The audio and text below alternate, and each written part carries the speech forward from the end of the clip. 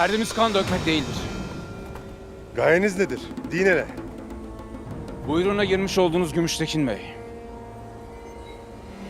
O bir haindir. Ağzından çıkanı kulağın duyar mı senin?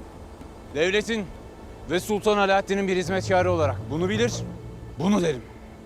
Devletimizin uç beyni nasıl olur da hain diye yaftalarsın? Bu ne cüret? Askerler! Saldırın!